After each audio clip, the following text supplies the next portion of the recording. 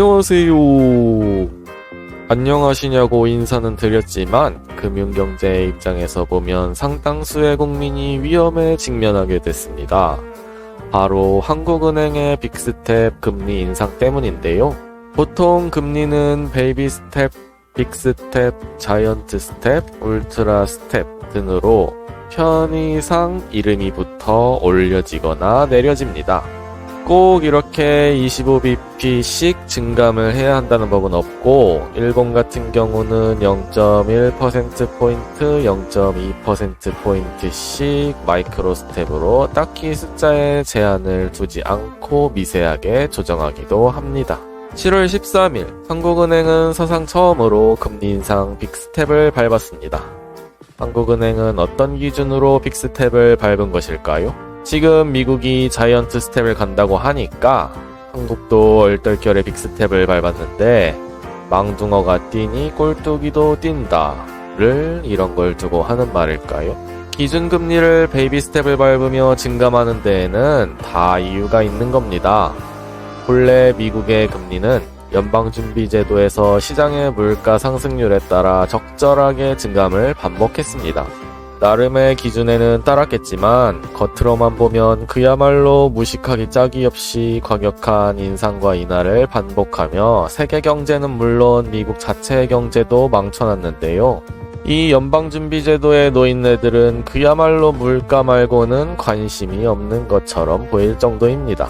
현대 연방준비제도의 역사에서 빼놓을 수 없는 역대의장 중에 7, 80년대에 재임한 폴 볼커라는 분이 있습니다. 이분은 금태환 중지와 1, 2차에 걸친 석유 파동으로 미국이 만성적 물가 상승에 시달리던 시기에 재임하셨는데 당시 물가는 현재와는 산출 방식에서 조금 차이는 있지만 1980년 3월 14.8%로 정점을 찍었고 이에 취임한 지 몇 달 되지 않은 폴 볼커를 수장으로 하는 연방준비제도는 연방준비제도 사상 유례없는 금리 인상을 단행합니다. 1979년 평균 11%였던 연방기금 금리를 1981년 6월에 20%까지 인상하였죠. 결과적으로는 인플레이션이 잡히긴 했습니다. 그러나 83년부터는 심각한 경기 침체를 야기했고 미국의 살인적인 고금리 때문에 사람들은 은행에 돈을 예금하며 소비를 줄였고 미국의 중소제조업체들은 소비 침체와 고금리 채무 상환에 줄도산을 거듭했으며 실업자는 치솟았습니다. 2016년, 2020년 미국 대선 때 트럼프 대통령을 지지했던 러스트벨트 지역 사람들, 그러니까 과거 미국의 제조업 중심지였던 디트로이트로 대표되던 이 지역 사람들이 이때 망한 지역 사람들입니다. 지속적인 약세로 맥을 못 추던 달러였지만 이때 물가 상승을 훨씬 상회하는 금리 인상 단행으로 미국 달러의 가치가 상승하면서 수출길이 막히자 미국의 대기업들도 더는 버티지 못하고 해외로 공장 등을 이전하며 미국의 제조업체는 말 그대로 씨가 마르게 됩니다. 지금의 부모님 세대인 베이비부머 세대에는 미제 라고 하면 남들이 알아주는 좋은 제품의 이미지였는데 이때 생산 공장이 대부분 해외로 이전해 더 이상 미제를 보기 힘들어지게 된 것이 이때의 이야기입니다. 더불어 미국 달러의 강세로 다른 나라들의 통화 가치가 하락하면서 경쟁력이 없는 나라들은 살인적인 물가 상승에 시달렸는데 한국이 그 대표적인 피해자 중 하나입니다. 다만 일본, 독일같이 수출 경쟁력을 갖고 있던 나라는 엔화, 마르크화의 상대적 가치 하락으로 엄청난 호황을 겪었지만 그것도 미국의 플라자 합의로 무너지죠. 당시 폴 볼커 연방준비제도 이사회 의장은 물가를 잡기 위해 온 나라의 기업을 도산시키거나 도산위기에 처하게 만들 정도로 경제를 붕괴시켜 대량의 실업자를 유발해 항상 살해 협박에 시달렸다고 합니다. 그래서 방탄복을 입고 출퇴근했다는 전설이 내려올 정도로 당시 상황은 추억으로 넘길 만한 상황은 아니었습니다. 경제는 현실입니다. 몇 년간의 혼란과 침체, 부도와 실업, 기업이 해외 이전과 경쟁력 약화 이후에 경제가 정상으로 돌아온 것처럼 보인다고 해서 그 과정에서 희생되는 사람들의 삶도 그 이전 그대로 돌아오는 것은 아닙니다. 많은 가정은 파괴됐으며 허드렛 일이라도 하려 해도 마치 대공황 때처럼 일할 기업이 사라졌습니다. 무엇보다 그들은 기계가 아닙니다. 이런 결과가 뻔히 보이는 폭력을 그대로 감당하고 인내하기에는 그들은 너무나도 현실적인 존재들이었죠.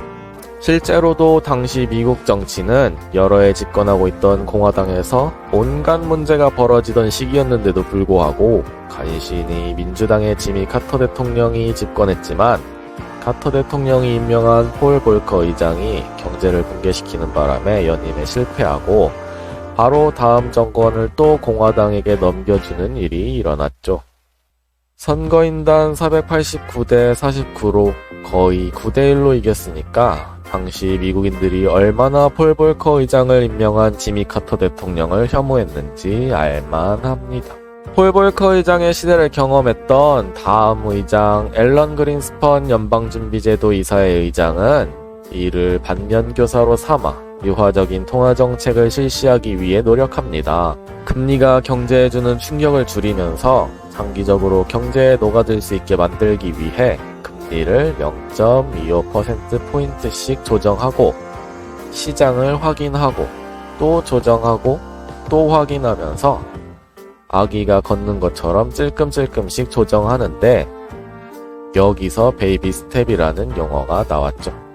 그리고 웬만해서는 시장에 직접적인 영향을 미치지 않게 패드 스픽이라는 희한한 언어까지 구사하게 됩니다. 시간은 연방준비제도의 편입니다. 물가가 아무리 상승한다고 한들 금리를 올릴 기간과 시간은 무한하기 때문에 조금씩이지만 금리를 지속적으로 올리다 보면 반드시 적정금리에 도달하기 때문에 조금 시차가 있더라도 경제에 충격을 완화하는 것은 아주 중요합니다. 앞서 설명한 것과 같이 경제의 급격하고 인위적인 개입은 반드시 누군가 어디선가 피해를 입게 되기 때문입니다. 연방준비제도 이사회의 연방공개시장위원회는 1년에 8번 회의를 갖고 금리의 인상 인하 혹은 전망을 제시하는데 1년에 8번이면 금리를 0.25%포인트씩 인상한다고 해도 2%를 인상할 수 있습니다. 또한 작년에 이미 금리를 인상해야 한다는 신호가 경제 전방위적으로 나타났음에도 불구하고 현재 연방준비제도의 의장인 제롬 파월은 물가 상승은 일시적인 현상이다라는 발언만 반복하며 일시적인 파월이라는 조롱까지 받는 상태였죠. 작년부터 올렸다면 이미 2%포인트를 확보한 상태로 올해를 맞이했을 것이기 때문에 경제에 가해지는 충격을 완화할 시간이 있었겠지만 작년 한 해 1년 내내 헛소리만 하다가 올해 3월 직전 연방공개시장위원회에서 금리를 인상할 것이라는 말을 했고 3월에는 시작하자마자 빅스텝으로 출발하면서 5월에는 양적 완화 축소와 7월쯤에는 대차 대조표 축소까지 할 것이라는 발언으로 세계 증시를 출렁이게 만들었고 지금까지 빅스텝과 자이언트 스텝을 반복하고 있습니다.